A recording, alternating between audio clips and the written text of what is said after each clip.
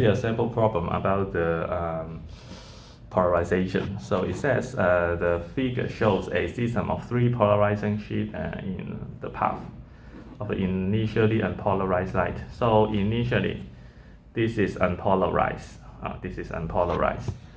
The polarizing direction of first sheet is parallel to the right direction, so which means it is vertical.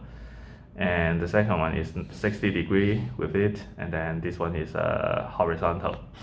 Okay, so what fraction of the intensity of the I0 of the light emerge from the 3C system, and in which direction is the emerging light polarized? Okay, so this is originally I0, and then before sheet number 1, it is unpolarized. Okay, so the intensity is I0. Okay, so after sheet number 1, okay, so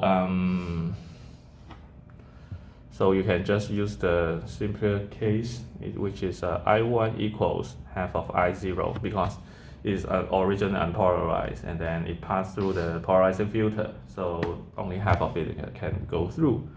And this is vertical, so it should be polarized in y-axis. So this is y-axis, so this is in y-axis. And then after sheet number 2, okay, we have I2 equals I1 cosine.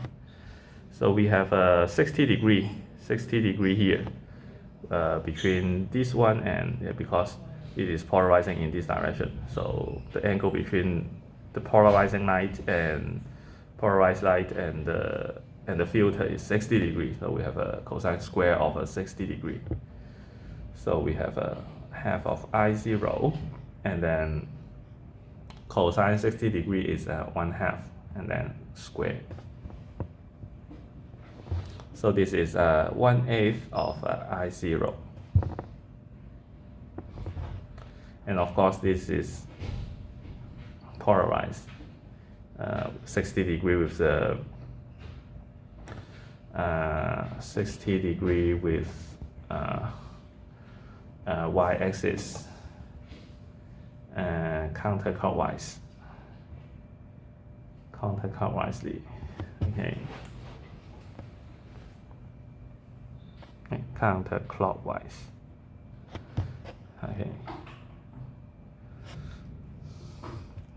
Okay, so after sheet number 3,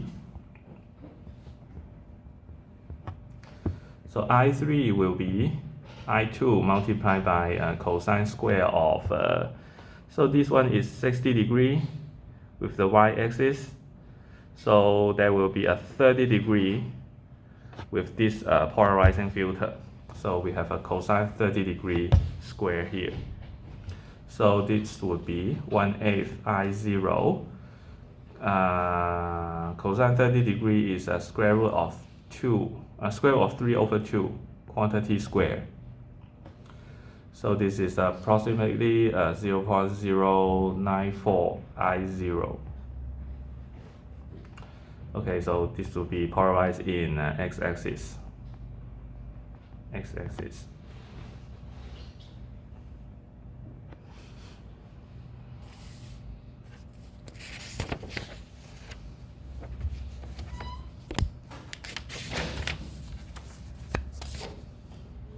Okay, so next we talk about the reflection and refraction. I suppose you should have learned it in high school. So it will be simple. Yeah, so let's go through it quickly. So the law of refraction is the angle of incidence equal to the angle of refraction. Theta1 equals theta1 prime. So which means for here we have the air and the water, and then And then if you still remember the speed of light in the vacuum, the speed of light in vacuum and the speed of light in the water will be different. And of course, the speed of light in the vacuum or in the air is the fastest one, and the speed of light in the water or other material will be slower. And so it makes the reflection and refraction occurs. So here, suppose we have this boundary between the air and water. So here we have a θ1 as the incident angle, and then θ1 pi will be the reflected angle. And so these two angles will be equal to each other. So the θ1 is count from the normal line of the surface to the wave.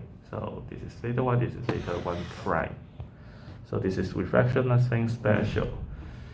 And the law of refraction, so we call it the Snell's law. The Snell's law. So it satisfies this expression: n1 sine of θ1 equals n2 sine of θ2. So which means that we have the so-called index of refraction. Index of refraction. So n, this is n1, this is n2, this is n2. And of course this is θ1, this is θ2. Also come from the normal line to the ray. Okay, so and and n is of course equal to the speed of light in the vacuum over the speed of light in that material. So for the air, so it is c over c, which is 1, and for the other material, the speed of light is always smaller than the speed of light in the vacuum. So we will have a n larger than 1. Okay, so this is the Snell's law. Nothing special either. Okay, so this is so-called the chromatic dispersion of the right light. So in Chinese, this is called 色散. Okay. So it says the blue component is bent more than the red component. Blue component bends more than the red component. So you can regard it here is that suppose this is the incident ray, and then this is the refracted. We just ignore the refracted ray. So this is the reflected. This is the refracted. So this is the θ2b for the blue color, and this is the θ2r for the red color. And so we usually use theta for the Snell's law, but it tells you bend more, which means that suppose if there are no grasses here, which means that the light will directly go in the straight line. So this angle will be the bend, for the red color, and this one is bend for the blue color. So this angle is smaller than that one. So this is what is that. And that's why we usually use the red light to stand for the causa, just like the traffic light, because the red light after the refraction will bend in a smaller angle. In this case, suppose in the rain, then the red color can propagate a longer distance rather than the yellow light or the green light.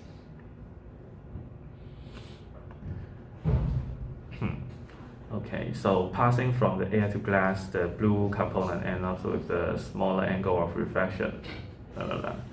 And in that case, we can see the rainbow. And no matter it's from the air to glass, the red color bends smaller, and even from the glass to the air, and then the red light also bends smaller in a smaller angle. Okay, so this is called the total internal refraction. Total internal refraction. So in Chinese it's called 全反射. So the wave of it's long. So it says if the source of light is a propagate from the suppose this case is glass, okay, and then according to the Snell's law we have n1 sine theta 1 equals n2 sine of theta 2. So now n1 is the glass, which means n1 is larger than n2. n1 is larger than n2. And okay, so we can have a sine of theta 2 equals n1 over n2 sine of theta 1. Okay, now we have n1 is larger than n2, which means n1 over n2 is larger than 1. So there may be some case that n1 over n2 times sine of theta 1 is larger than 1. Then we cannot take the arc sine to get the theta 2. So that's just this simple.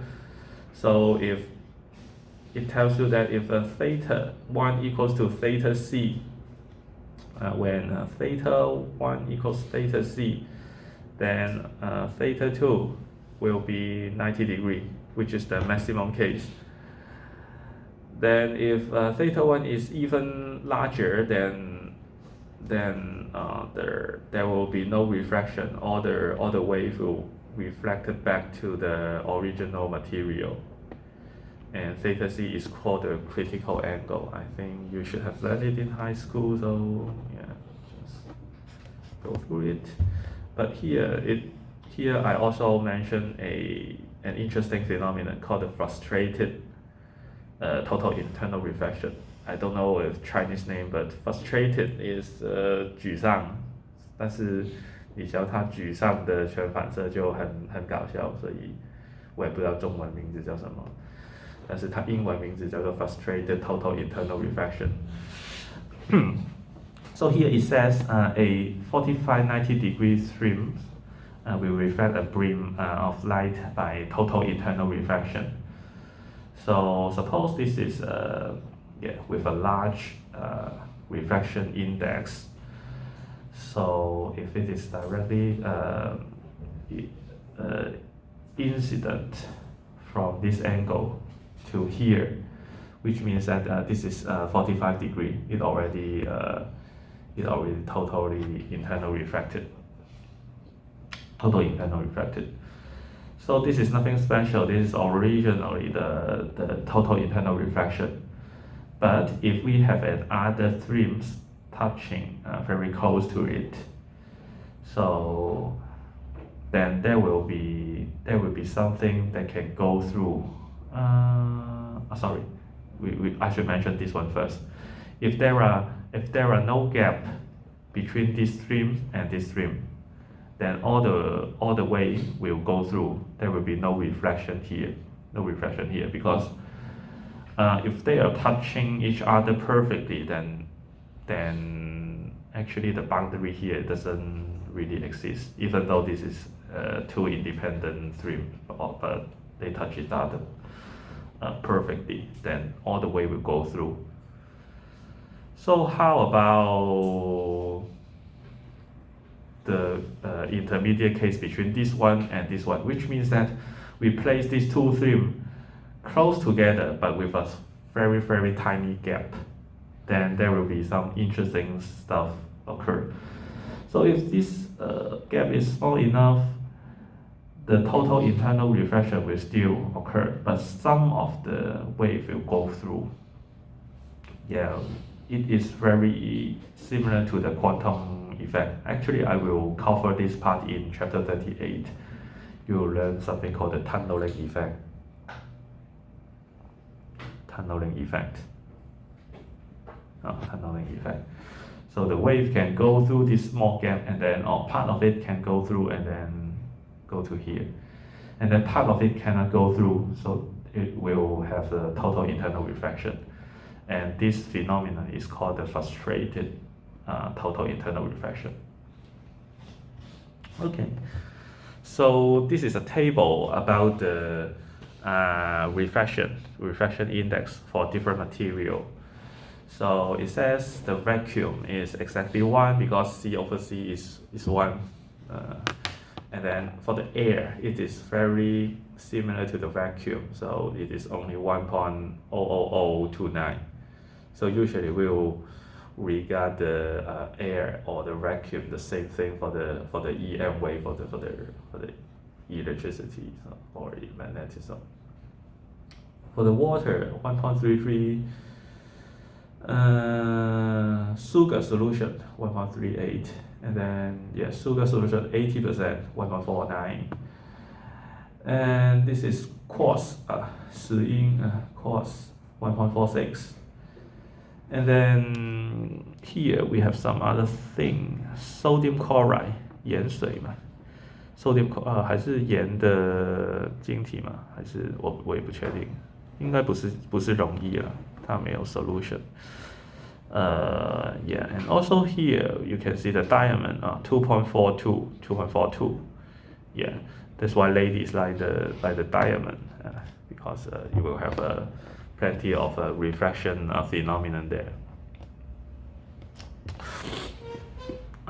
Okay, so here is another phenomenon called the polarization by refraction.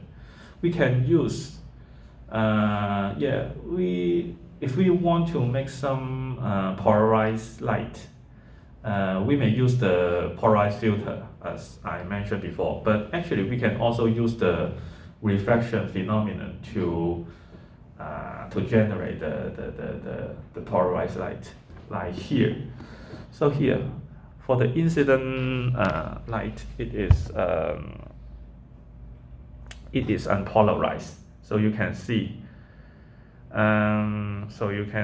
the part of the so you can see this orange dot. Orange dot means the EM wave oscillating perpendicular to the plane, and then the green line is oscillating on the plane. So this is unpolarized. And after going through this, the reflected part is still partially polarized. It mentioned here. But the reflected wave is totally polarized. This will occur only theta equals to the angle called the Brewster angle. The Brewster angle.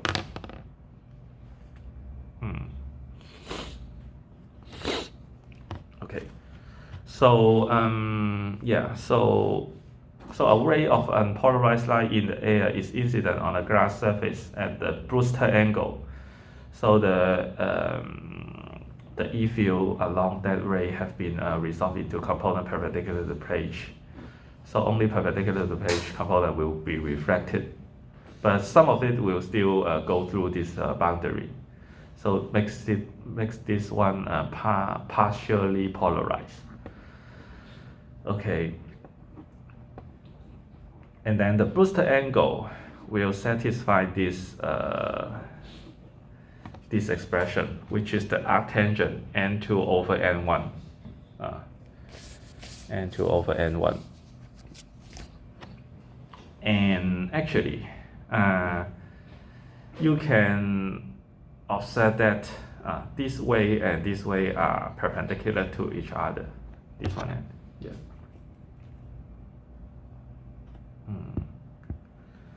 this one and this one are perpendicular to each other.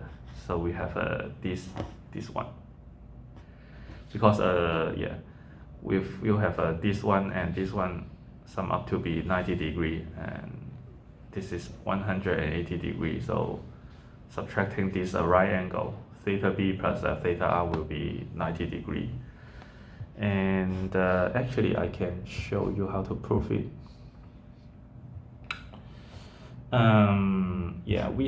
We have theta b to be arctangent of n2 over n1, and also we have n1 sine of theta 1 equals n2 sine of theta 2. So now we have a theta 1 equals theta b. Theta 1 equals theta b. Okay, so now we have a n1 sine of a arctangent n2 over n1 like this equals n2 sine of theta r. We can call it like this. Okay, so we have tangent theta b, because theta b is arctangent this one. So this is n2, this is n1, like this, and then this is n1 square plus n2 square root. Okay. So this is actually theta b. This is actually theta b. So we need to take sine of theta b, which is n2 over square root of n1 square plus n2 square, like this. Okay, so now we have n1 times n2 over n1 square plus n2 square, okay, equals n2 sine of theta r. So n2 and n2 can be cancel each other, and now we have a sine of theta r. Sine of theta r equals n1 over n1 square plus n2 square.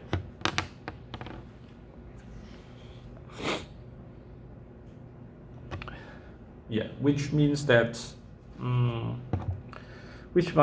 this one should be theta r, because this is n1 over square root of n1 square plus n2 square. So this is actually sine of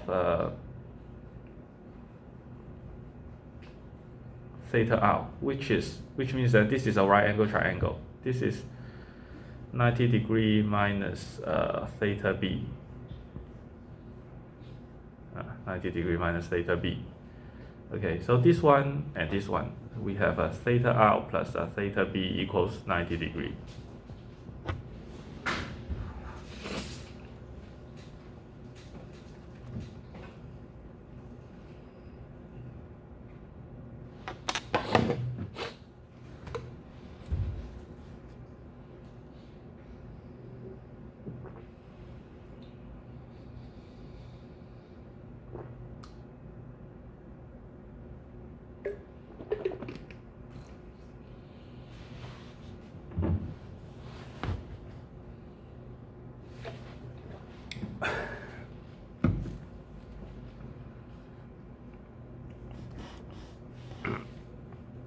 Actually, I asked this one in the final exam in the last semester. Here we have I think two additional example here. So this one is about the polarizing of the light. So the unpolarized light is sent to a system of three-polar polarizing filter. So the angle theta 1, theta 2, theta 3 of the polarizing direction are measured counterclockwise from the positive y-axis. 1 and 3, theta 1 and theta 3 are fixed, but angle 2, theta 2 can be varied. 这个能动，1跟3不能动。Yeah, and the intensity of the light emerges from the sheet 3 as a function of a theta 2, the scale of so we can vary theta 2 from 0 to 180 degree and measure the intensity at the output. So it looks like this. It doesn't really tell you how large is the peak, and actually you can determine it by yourself. So what percentage of the light initial intensity is transmitted by the system when theta 2 is 30 degree? Actually, I think it's around here. So this is 90 degree, 45 degree. So this is around 30 degree here. Okay. So we know that I equals 0 when when theta 2 equals 0 degree, 90 degree, 180 degree, which means that the sheet 2 is perpendicular to either of them for this angle. So theta 1 and theta 3 must perpendicular to each other, because just say when I'm 0 degree, suppose I'm perpendicular with theta 1, but when I'm 90 degree, I cannot be perpendicular to theta 1 anymore. I'll be parallel to it. So I must perpendicular to theta 3 when I'm 90 degree, or vice versa. Maybe when I'm 0 degree, I'm perpendicular to theta 3. Then when I'm 90 degree, I must perpendicular to theta 1. But yeah, either case is fine. We doesn't need to determine which one it is. They will be the same thing. So yeah, because they are symmetric to each other. So in that case, theta 1 must be perpendicular to theta 3. We have this conclusion, and in that case, so we assume theta 1 is 0 degree, theta 3 is 90 degree, without loss of generality， 就是不是一般性，就是你喜欢 theta 1等于90度 ，theta 3等于0度也一样的。Okay. Yeah. So IF over I will be. So this is unpolarized. So after going through the first one, we will have 1/2 of I0, and then this is 30 degree. This is 30 degrees, so we have a cosine square of 30 degree, and then this one and this one will have a 60 degree phase shift, so we have to multiply by cosine square of 60 degree. Okay, so finally this is 9.4%.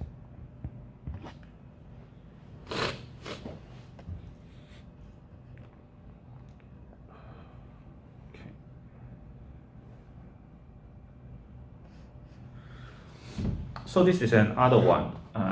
We have a certain helium neon laser, high-night laser, emit red light in the narrow band of a wavelength centered at this wavelength. The wavelength width is 0.01 nanometer. What is the corresponding frequency width of the emission?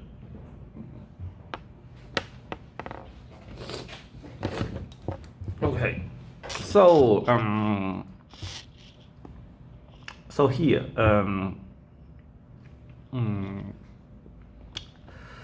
okay, I suppose you learned the Fourier transform in the signal and system class. So here it says of course there will be something called the frequency. If in the time domain it is a perfect sinusoidal wave, then its Fourier transform will be a delta function. Fourier transform. If it is perfect, just say sine of omega t. Then there will be a delta function, or actually two delta function. One in the positive frequency, one in the negative frequency.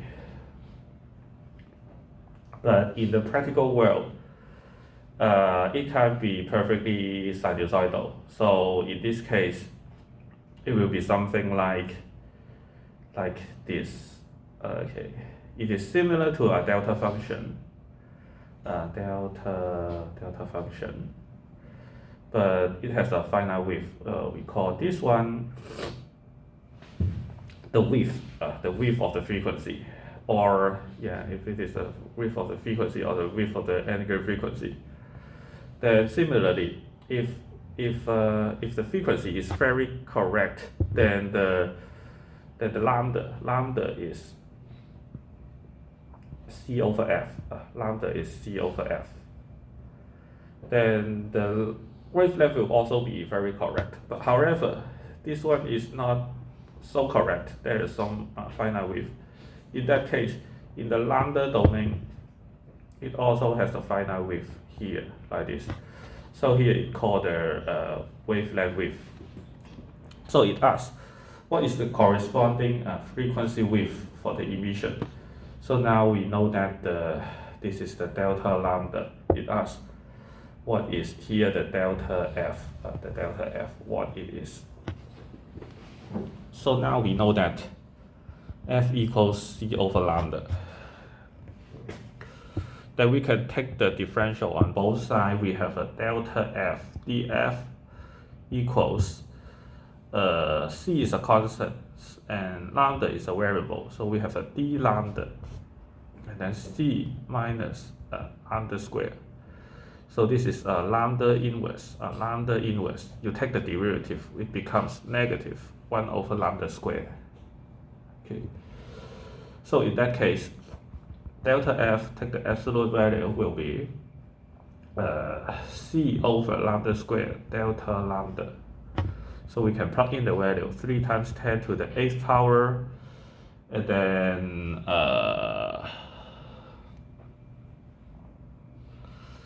then here this is 632.8 times 10 to minus 9. Okay, square, and then delta lambda is this one, 0.01 times 10 to minus 9. So this value is 7.48 gigahertz. Okay, gigahertz, which means that this value is 336.8 nanometer. The width here is 0.01 nanometer. And of course, you can just press the calculator. You know what is this?